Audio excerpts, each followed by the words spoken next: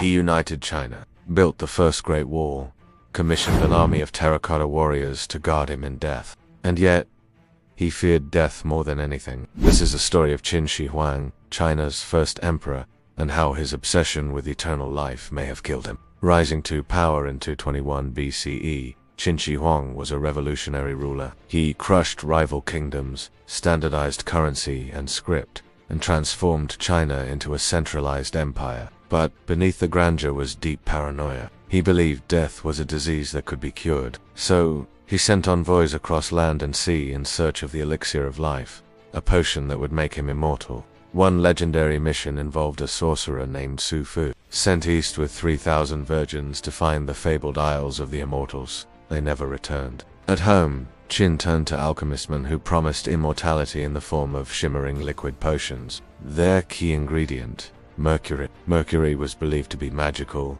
incorruptible, a metal that could ward off decay. If you look at the list of history's most powerful rulers, you won't be surprised to find names like Julius Caesar, Genghis Khan, and Napoleon Bonaparte. But one name does stand out: Qin Shi Huang, the first emperor of unified China. Achieved more in his lifetime than most could dream of. And yet, if you asked the majority of people what Qin Shi Huang is best known for, you'd be met with a confused look. The truth is that Qin Shi Huang did everything. Because, whilst he's often remembered for the terracotta army, a more accurate legacy to embody this emperor would be his relentless pursuit of immortality, a quest that ironically led to his untimely demise.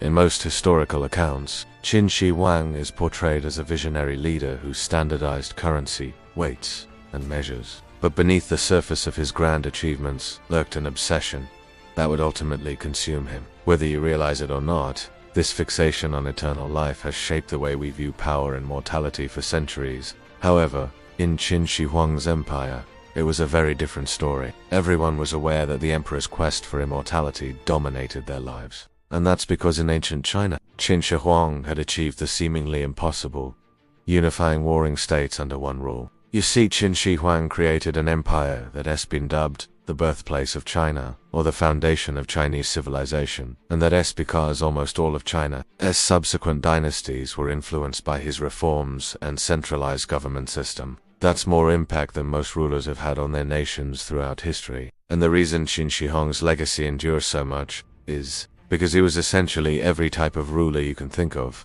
conqueror, reformer, tyrant, and visionary, all rolled into one. But it was his fear of death and desire for immortality that would prove to be his undoing. In his desperate search for the elixir of life, Qin Shi Huang sent expeditions far and wide, consumed mercury pills believed to grant eternal life, and even had a massive underground city built for his afterlife. Ironically, it was likely these very efforts to cheat death that hastened his end, with the emperor dying at the age of 49, possibly from mercury poisoning. The legacy of Qin Shi Huang's fatal obsession serves as a stark reminder of the human desire to overcome our mortality, and the lengths to which those in power will go to achieve it.